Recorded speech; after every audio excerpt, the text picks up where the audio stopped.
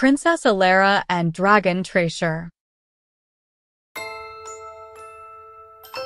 Once upon a time, in a land far, far away, there was an enchanted kingdom named Lemuria. Lemuria was known for its lush green forests, sparkling blue lakes, and the majestic Mount Aurelia, which stood tall and proud at the center of the kingdom.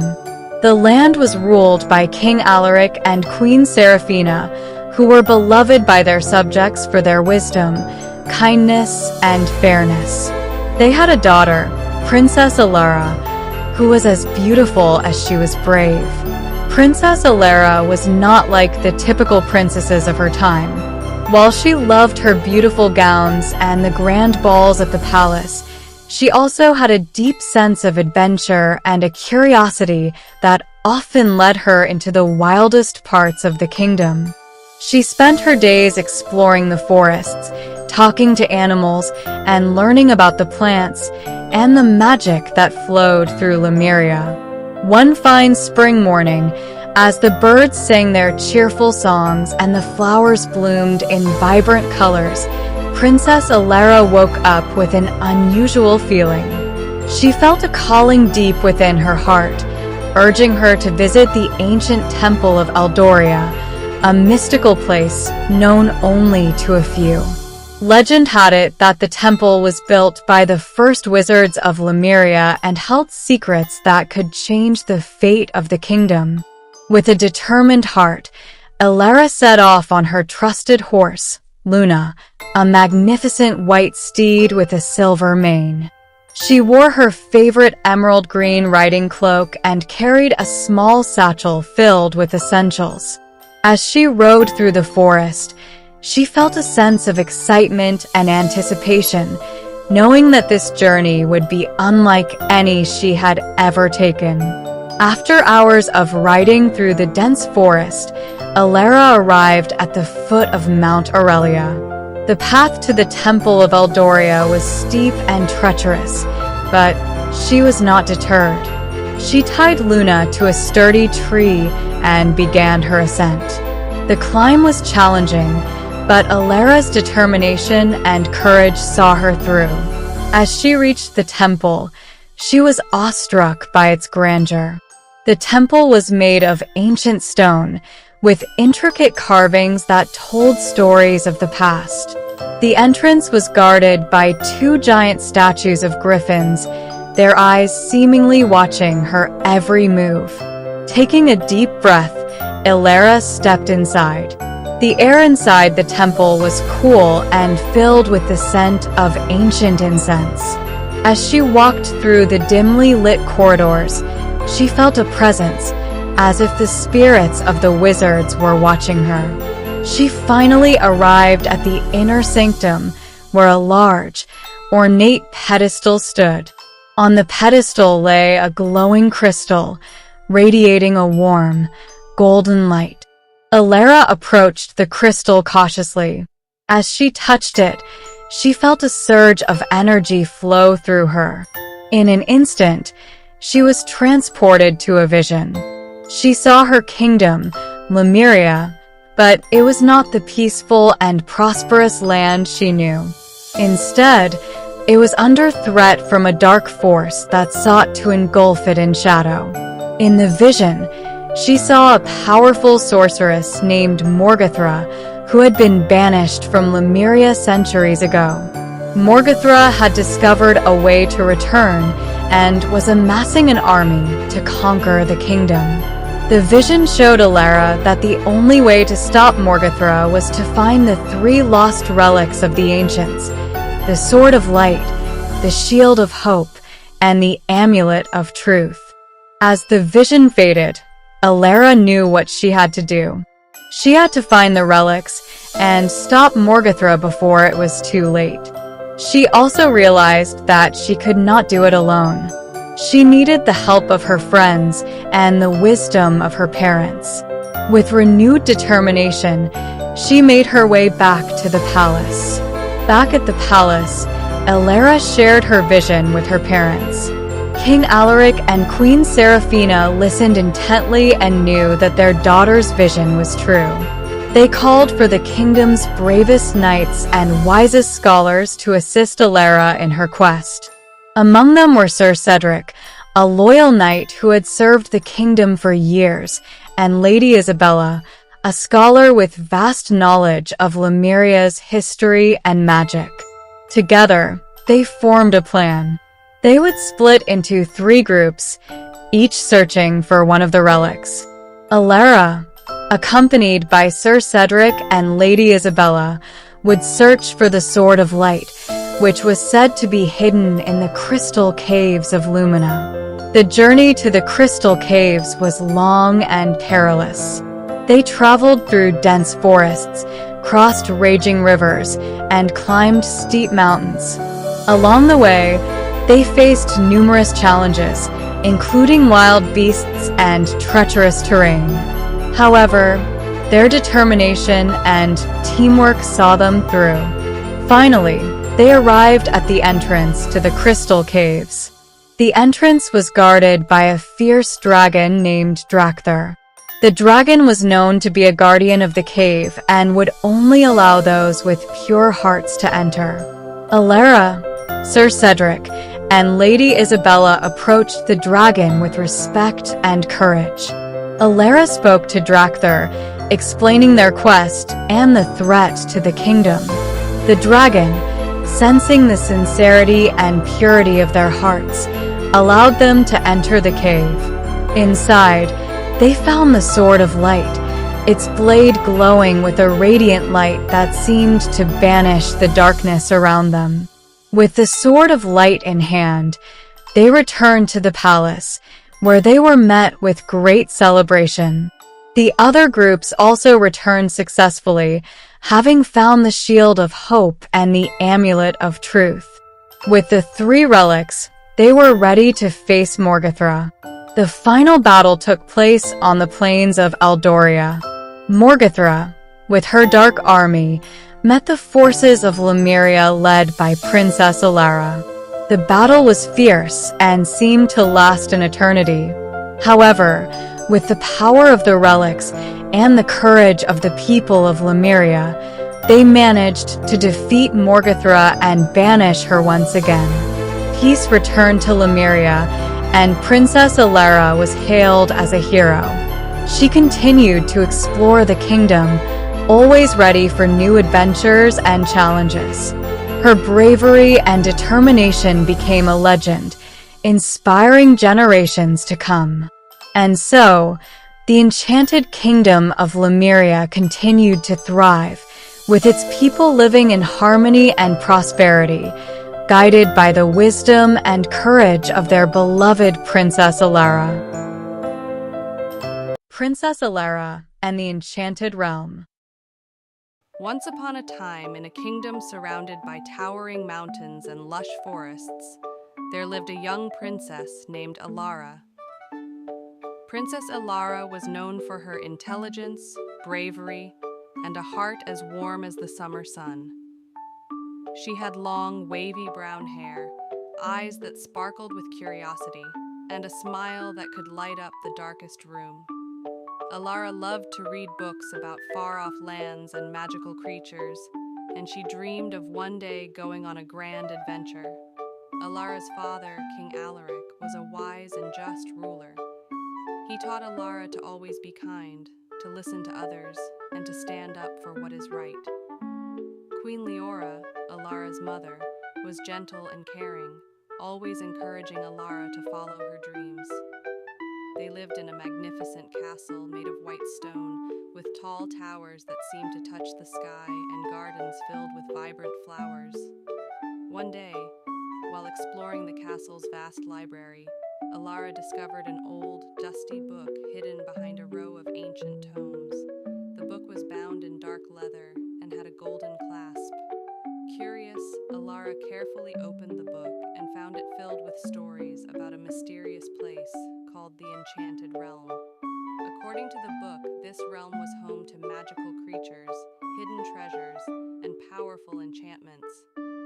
At the end of the book, Alara found a map that seemed to show the way to the enchanted realm. Alara's heart raced with excitement. She decided then and there that she would embark on a journey to find this magical place. She knew she needed to prepare, so she spent the next few days gathering supplies: a sturdy cloak, a sharp sword, a compass, and plenty of food and water. She also packed her trusty journal to document her adventure. Early one morning, just before the sun began to rise, Alara set off on her journey.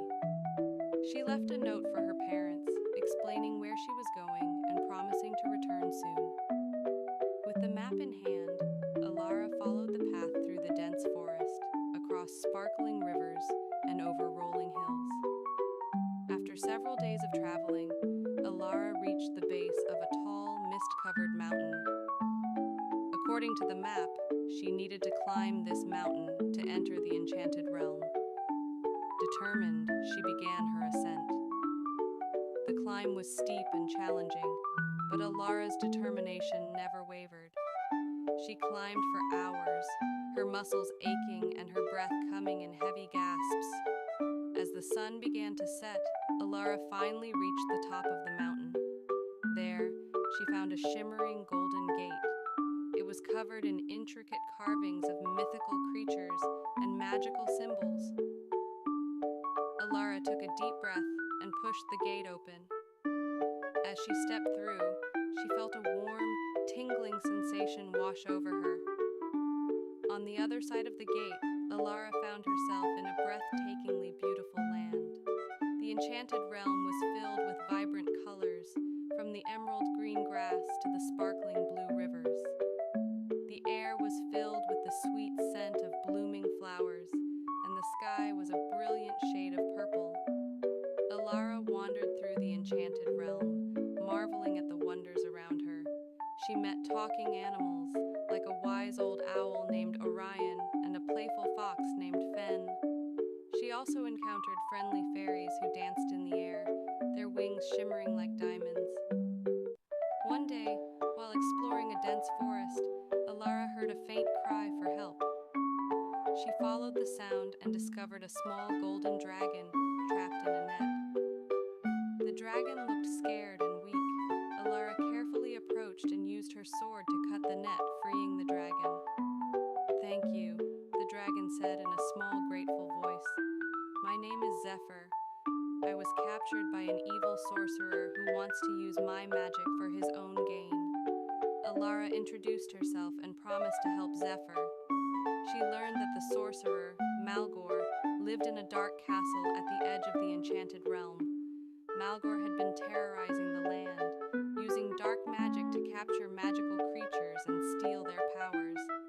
Determined to stop Malgor and free the enchanted realm from his evil grasp, Alara set off with Zephyr.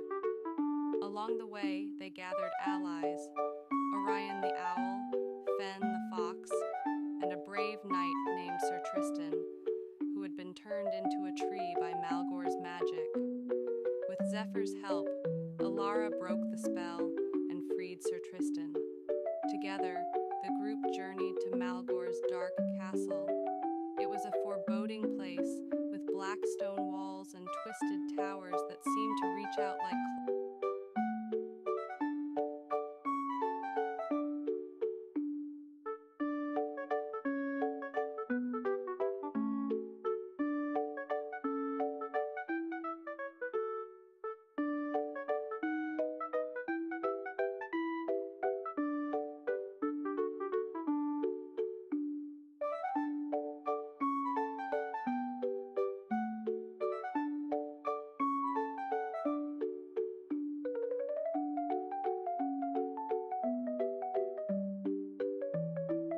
A fierce battle ensued.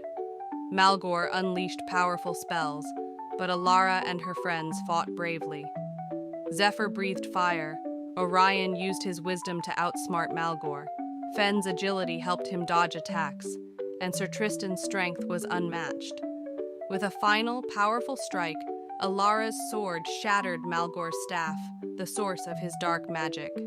The sorcerer let out a cry of defeat as his power drained away, and he vanished into thin air. With Malgor gone, the enchanted realm began to heal. The dark clouds that had hung over the land disappeared, and the sun shone brightly once more. The magical creatures were freed, and the realm was filled with joy and laughter. Alara and her friends were hailed as heroes. They were invited to a grand celebration in the heart of the enchanted realm, where they were thanked for their bravery and kindness. Alara felt a deep sense of fulfillment and happiness. After the celebration, Alara knew it was time to return home. She bid farewell to her new friends and promised to visit again.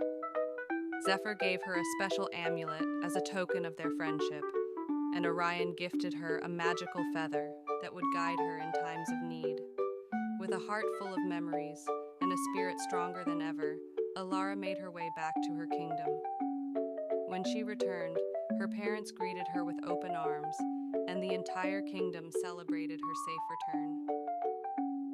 Alara shared her incredible adventure with everyone, inspiring them with tales of courage, friendship, and the power of kindness. She continued to rule the kingdom with wisdom and compassion, always ready for the next adventure. And so, Princess Alara and her kingdom lived happily ever after, knowing that the magic of the enchanted realm was always just a heartbeat away. Princess Alara's return to the kingdom marked the beginning of many more adventures. The people of the kingdom were fascinated by her stories of the enchanted realm and eagerly awaited any new tales she might bring. Life in the kingdom was peaceful and joyful, but Alara always kept an eye out for new mysteries to solve and friends to help. One crisp autumn morning, as the leaves turned golden and the air grew cool, Alara received a visit from a royal messenger. He carried a scroll sealed with the emblem of a neighboring kingdom, Eldoria. The message was from Prince Adrian, the young prince of Eldoria, who was known for his bravery and sense of justice. The message read, "Dear Princess Alara, I hope this letter finds you well. Eldoria is in grave danger. A shadowy figure known as the Nightshade has been causing havoc in our lands, casting spells of darkness and fear. My people are frightened, and our crops are failing. We need your help. Please come to Eldoria as soon as you can. Together, I believe we can stop this menace and bring peace back to our lands. Yours sincerely, Prince Adrian." Alara knew she had to help. She packed her belongings, taking her sword, the amulet from Zephyr, and the magical feather from Orion. She said goodbye to her parents and set off for Eldoria on her faithful horse, Snowflake. The journey to Eldoria was long and treacherous. As Alara crossed dense forests and winding rivers, she could see signs of the Nightshade's dark magic everywhere. The once green fields were now barren, and the animals were hiding. She pressed on, determined to reach Eldoria and help Prince Adrian. When Alara arrived at Eldoria's grand castle, she was greeted by Prince Adrian, a tall and handsome young man with dark hair and piercing blue eyes. He wore a look of deep concern, but managed a warm smile when he saw Alara. "Thank you for coming, Princess Alara," he said. "Our kingdom has suffered greatly. The Nightshade's magic is unlike anything we've ever seen." Alara and Adrian quickly devised a plan. They decided to visit the wise seer, Madame Thalia, who lived in a secluded tower deep in the heart of Eldoria. It was said that Madame Thalia had the power to see into the future and uncover hidden truths. The next day, they set out for Madame Thalia's tower. Along the way, they encountered many dangers: enchanted wolves with glowing red eyes, treacherous quicksand pits, and eerie, whispering shadows. But with Alara's bravery and Adrian's skill, they managed to overcome each obstacle. When they finally reached Madame Thalia's tower, they found it surrounded by a thick, magical fog. Alara used Zephyr's amulet, which glowed with a warm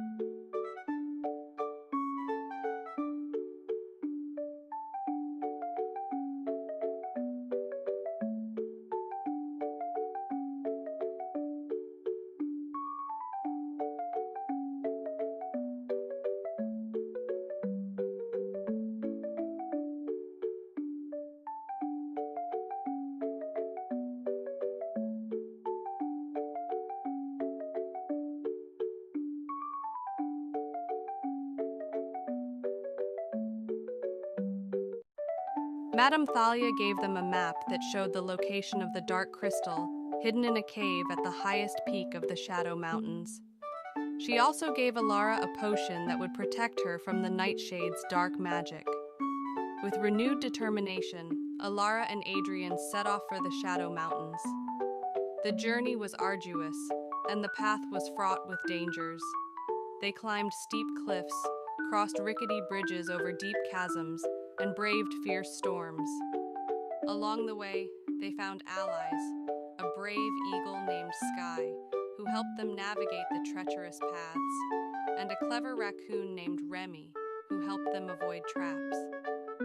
When they finally reached the cave, they found it guarded by the Nightshade's minions, shadowy figures that moved with lightning speed. Alara and Adrian fought bravely, with Sky and Remy aiding them. After a fierce battle, they managed to defeat the minions and enter the cave. Inside, the air was cold and thick with dark magic. At the center of the cave stood the dark crystal, pulsating with an ominous dark light. As Alara and Adrian approached, the Nightshade appeared, a tall figure cloaked in shadows, his eyes burning with malice. "You dare challenge me?" he hissed, raising his hands to cast a powerful spell. Alara drank the potion Madame Thalia had given her, and a protective aura surrounded her. She stepped forward, holding her sword tightly. "Your reign of darkness ends now," she declared. A fierce battle ensued. The Nightshade's dark magic clashed with Alara's protective aura, and Adrian fought valiantly by her side. With a final powerful strike, Alara's sword pierced the dark crystal. The crystal shattered with a deafening roar, and the Nightshade let out a scream of anguish as his power drained away. With the dark crystal destroyed, the shadows began to lift. The cave filled with light, and the Nightshade vanished into thin air. Alara and Adrian emerged victorious, their hearts filled with relief and triumph. When they returned to Eldoria, the kingdom was already beginning to heal. The sun shone brightly, the crops started to grow again, and the people rejoiced. A grand celebration was held in honor of Alara and Adrian, who were hailed as heroes. Alara and Adrian grew close during their adventure, and their bond of friendship deepened. Alara returned to her kingdom, but she and Adrian stayed in touch, often visiting each other and sharing stories of their respective lands. Years passed, and the tales of Princess Alara and Prince Adrian's bravery were told and retold throughout both kingdoms. They continued to rule their lands with wisdom and kindness, always ready to help those in need. Alara's adventures never truly ended. She knew that as long as there were people to help and mysteries to solve, her journey would continue. And with every new adventure, she grew stronger and wiser, always guided by the love and support of her friends and family. And so, Princess Alara, Prince Adrian, and their kingdoms lived happily ever after, knowing that together they could face any challenge and overcome any darkness that might come their way. Rose Princess. शहजादी असाबेला राजघर के बाग में खिलने वाले खूबसूरत गुलाबों में मगरूर होती है। इसे अपने ममलुकत पर होने वाली लानत का इल्म नहीं होता। जब इसके वालिद बादशाह फ्रेडरिक नागहान बीमार हो जाते हैं, तो असाबेला हकीकत जानती है, एक ताकतवर जादूगर ने इसके खानदान पर लानत डाल दी है, जिसकी वजह से गुलाबों को सूख जाना और ममलुकत को रंजीदा होना। अपने वालिद और अपने लोगों को बचाने का अज़्म रखते हुए असाबेला लानत को तोड़ने के लिए एक मशक पर निकल पड़ती है। इसके साथ वो ट्रस्टून, एक दिलकश चलबाज, और अल्ड्रेक, एक दाना बोड़ा माहिर जादूगर, से मिलती है, जो उसका रहनुमा बनता है। असाबेला और उसके साथी वरीदिया के मुख्तलिफ हिस्सों में सफ़र करते हैं, मुख्तलिफ चैलेंजेस का सामना करते हैं और रुकावटों को पार करते हैं। वो जादुई मखलूक़ात से मुलाकात करते हैं, पहेलियां हल करते हैं और ख़तरनाक मनाजिर से गुजरते हैं। असाबेला की बहादुरी और कायदाना सलाहियतों का इम्तिहान होता है जब वो अपनी अपनी ताकत पर और दोस्तों की हिमायत पर एतमाद करने की सीखती है। जब असाबेला लानत के राज में गहराई से दाखिल होती है तो वो अपने खानदान की गुज़िश्ता और जादूगिरा की हकीकत के बारे में छपी हकीकतें खोलती है। पड़ोसी ममालिक और जादवी मखलूक़ात की मदद से असाबेला आखिरी मुकाबले की तैयारी करती है। एक दरामाई मुआजा में असाबेला जादूगिरा और उसके इत्तिबा के साथ भीड़ के लिए एक मुकाबले में उम्मीद का हिस्सा बनती है।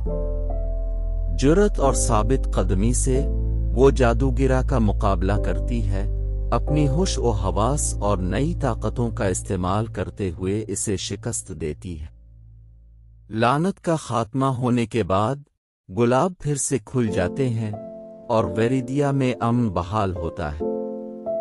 असाबेला को कामत बख्श शोहरा मिलती है और वो बादशाह बनाई जाती है जो अपने ममलुकत को नए अहद की जानिब लेकर जाती है।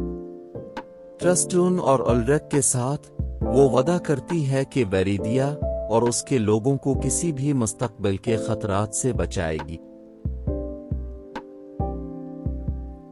The 12 Dancing Princess. There was a king who had 12 beautiful daughters. They slept in 12 beds all in one room, and when they went to bed, the doors were shut and locked up. However, every morning their shoes were found to be quite worn through as if they had been danced in all night. Nobody could find out how it happened or where the princesses had been. So the king made it known to all the land that if any person could discover the secret and find out where it was that the princesses danced in the night, he would have the one he liked best to take as his wife, and would be king after his death. But whoever tried and did not succeed, after 3 days and nights, they would be put to death. A king's son soon came. He was well entertained, and in the evening was taken to the chamber next to the one where the princesses lay in their 12 beds. There he was to sit and watch where they went to dance, and, in order that nothing could happen without him hearing it, the door of his chamber was left open. But the king's son soon fell asleep, and when he awoke in the morning, he found that the princesses had all been dancing, for the soles of their shoes were full of holes. The same thing happened the second and third night, and so the king ordered his head to be cut off. After him came several others, but they all had the same luck, and all lost their lives in the same way. Now it happened that an old soldier, who had been wounded in battle and could fight no longer, passed through the country where this king reigned, and as he was traveling through a wood, he met an old woman who asked him where he was going. "I hardly know where I am going, or what I had better do," said the soldier, "but I think I would like to find out where it is that the princesses dance, and then in time I might be a king." "Well," said the old woman, "that is not a very hard task. Only take care not to drink any of the wine which one of the princesses will bring to you in the evening, and as soon as she leaves you pretend to be fast asleep." Then she gave him a cloak and said, "As soon as you put that on you will become invisible, and you will then be able to follow the princesses wherever they go." When the soldier heard all this good advice, he was determined to try his luck. So he went to the king and said he was willing to undertake the task. He was as well received as the others had been, and the king ordered fine royal robes to be given him, and when the evening came, he was led to the outer chamber. Just as he was going to lie down, the eldest of the princesses brought him a cup of wine, but the soldier threw it all away secretly, taking care not to drink a drop. Then he laid himself down on his bed, and in a little while began to snore very loudly as if he was fast asleep. When the 12 princesses heard this, they laughed heartily, and the eldest said, "This fellow too might have done a wiser thing than lose his life in this way." Then they rose and opened their drawers and boxes, and took out all their fine clothes, and dressed themselves at the mirror, and skipped about as if they were eager to begin dancing. But the youngest said, "I don't know why it is, but while you are so happy, I feel very uneasy. I am sure some mischance will befall us." "You simpleton," said the eldest. "You are always afraid. Have you forgotten how many kings' sons have already watched in vain? And as for this soldier, even if I had not given him his sleeping draught, he would have slept soundly enough." When they were all ready, they went and looked at the soldier, but he snored on and did not stir hand or foot, so they thought they were quite safe. Then the eldest went up to her own bed and clapped her hands, and the bed sank into the floor, and a trapdoor flew open. The soldier saw them going down through the trapdoor one after another, the eldest leading the way, and thinking he had no time to lose, he jumped up, put on the cloak which the old woman had given him, and followed them. However, in the middle of the stairs he trod on the gown of the youngest princess, and she cried out to her sisters, "All is not right. Someone took hold of my gown." "You silly creature," said the eldest. "It is nothing but a nail in the wall." Down they all went, and at the bottom they found themselves in a most delightful grove of trees, and the leaves were all of silver, and glittered and sparkled beautifully. The soldier wished to take away some token of the place, so he broke off a little branch, and there came a loud noise from the tree. Then the youngest daughter said again, "I am sure all is not right. Did not you hear that noise? That never happened before." But the eldest said, "It is only our princes, who are shouting for joy at our approach." They came to another grove of trees, where all the leaves were of gold, and afterwards to a third, where the leaves were all glittering diamonds. And the soldier broke a branch from each, and every time there was a loud noise, which made the youngest sister tremble with fear. But the eldest still said it was only the princes, who were crying for joy. They went on till they came to a great lake, and at the side of the lake there lay 12 little boats with 12 handsome princes in them, who seemed to be waiting there for the princesses. One of the princesses went into each boat, and the soldier stepped into the same boat as the youngest. As they were rowing over the lake, the prince who was in the boat with the youngest princess and the soldier said, "I do not know why it is, but though I am rowing with all my might, we do not get on so fast as usual, and I am quite tired. The boat seems very heavy today." "It is only the heat of the weather," said the princess. "I am very warm, too." On the other side of the lake stood a fine, illuminated castle from which came the merry music of horns and trumpets. There they all landed and went into the castle, and each prince danced with his princess, and the soldier, who was still invisible, danced with them too. When any of the princesses had a cup of wine set by her, he drank it all up, so that when she put the cup to her mouth it was empty. At this, too, the youngest sister was terribly frightened, but the eldest always silenced her. They danced on till 3 o'clock in the morning, and then all their shoes were worn out, so that they were obliged to leave. The princes rowed them back again over the lake, but this time the soldier placed himself in the boat with the eldest princess, and on the opposite shore they took leave of each other, the princesses promising to come again the next night. When they came to the stairs, the soldier ran on before the princesses and laid himself down. And as the 12 tired sisters slowly came up, they heard him snoring in his bed, and they said, "Now all is quite safe." Then they undressed themselves, put away their fine clothes, pulled off their shoes, and went to bed. In the morning the soldier said nothing about what had happened, but determined to see more of this strange adventure, and went again on the second and third nights. Everything happened just as before. The princesses danced till their shoes were worn to pieces, and then returned home. On the third night the soldier carried away one of the golden cups as a token of where he had been. As soon as the time came when he was to declare the secret, he was taken before the king with the 3 branches and the golden cup, and the 12 princesses stood listening behind the door to hear what he would say. The king asked him, "Where do my 12 daughters dance at night?" The soldier answered, "With 12 princes in a castle underground." And then he told the king all that had happened and showed him the 3 branches and the golden cup which he had brought with him.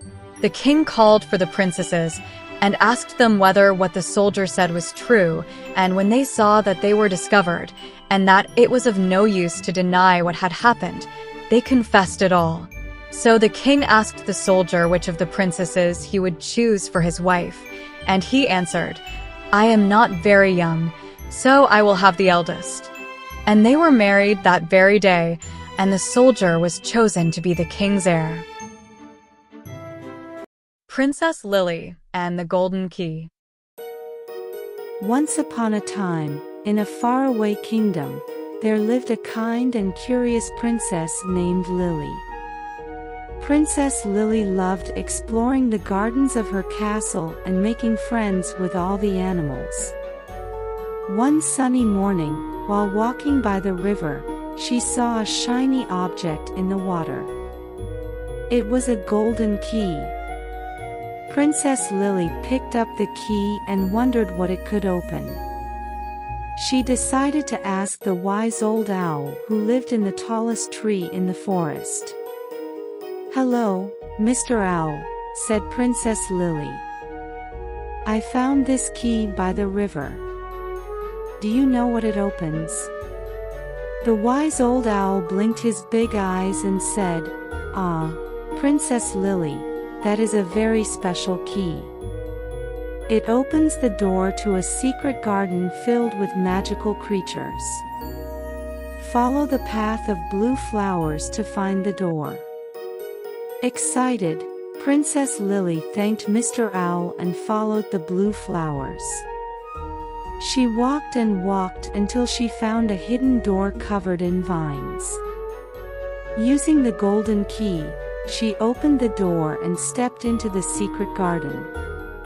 Inside, Princess Lily met talking animals, dancing fairies, and even a gentle dragon who loved to tell stories. She spent the whole day playing and making new friends. As the sun began to set, the magical creatures gathered around her. "Princess Lily," said the dragon, "this garden will always be here for you. Whenever you need a friend or an adventure, just use the golden key." With a heart full of joy, Princess Lily said goodbye to her new friends and returned to the castle. She kept the golden key safe, knowing that she could visit the secret garden anytime she wished. And so, Princess Lily lived happily ever after, with the magic of the secret garden always in her heart. Princess with long golden hairs. Once upon a time, in a faraway kingdom, there was a beautiful princess named Ella. She had long golden hair, sparkling blue eyes, and a smile that could light up the darkest night. Ella lived in a grand castle with her father, King Richard, and her mother, Queen Isabella. The castle was surrounded by lush green forests, rolling hills, and a sparkling blue river that flowed gently through the kingdom. Ella was loved by everyone in the kingdom because she was kind, generous, and always ready to help those in need. She would often visit the villages, bringing food and gifts to the poor and sick. The people adored her and would always look forward to her visits. Despite being a princess, Ella never thought herself better than anyone else. She treated everyone with kindness and respect, and her heart was pure and full of love. One sunny day, while Ella was walking in the forest, she heard a soft cry for help. Following the sound, she came across a little bird trapped in a thorny bush. The bird's wing was injured, and it couldn't fly. Ella gently freed the bird, took it back to the castle, and nursed it back to health. The bird, grateful for Ella's kindness, stayed by her side from that day on. Ella named the bird Pippin. As the years passed, Ella grew into a young woman. She became even more beautiful, and her kindness only grew. Many princes from far and wide came to the kingdom, hoping to win her heart. But Ella's heart belonged to someone she had never met. Since she was a little girl, Ella had dreams of a brave knight who would come and sweep her off her feet. She knew in her heart that this knight was out there somewhere, waiting to find her. One day, a terrible storm hit the kingdom. The wind howled, and the rain poured down in torrents. The river overflowed, flooding the villages and causing great distress to the people.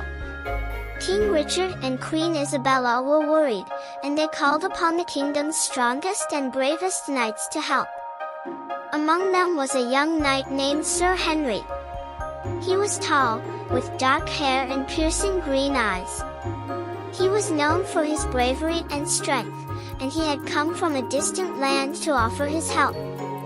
Sir Henry worked tirelessly to help the people of the kingdom. He built dams to stop the flooding, rescued those trapped by the rising waters, and brought food and supplies to those in need. Ella watched him from a distance, her heart fluttering with admiration. She had never seen such bravery and selflessness before. She felt a connection to Sir Henry, as if he was the knight from her dreams. After the storm had passed, the kingdom began to recover. Sir Henry was hailed as a hero, and the people celebrated his bravery. Ella knew she had to meet him. One evening, she invited Sir Henry to the castle for a banquet. As they sat together, Ella felt her heart race. She could see the kindness in his eyes, and she knew that he was the one she had been waiting for. Over the next few weeks, Ella and Sir Henry spent a lot of time together. They would go for long walks in the garden, ride horses through the countryside, and talk for hours. Ella told him about her dreams, and Sir Henry listened with rapt attention. He told her about his adventures and the places he had seen. They grew closer and closer, and soon, they fell in love. One day, as they were walking by the river, Sir Henry got down on one knee and took Ella's hand. "Princess Ella," he said, "from the moment I saw you, I knew you were the one for me. You are kind, brave, and beautiful. Will you do me the honor of becoming my wife?" Ella's eyes filled with tears of joy. "Yes, Sir Henry," she said, "I will." The kingdom rejoiced at the news of their engagement. The wedding was a grand affair, with people from all over the kingdom coming to celebrate.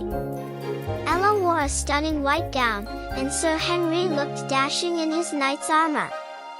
They exchanged vows and promised to love and cherish each other for the rest of their lives. As time went on, Ella and Sir Henry ruled the kingdom together. They were loved by their people, and their kingdom prospered under their kind and just rule. They had many adventures together, facing challenges and overcoming them with courage and love. And they lived happily ever after, their love story becoming a legend that would be told for generations to come. Ella's dreams had come true, and she had found her brave knight. Together, they showed that with love, kindness, and bravery, anything is possible.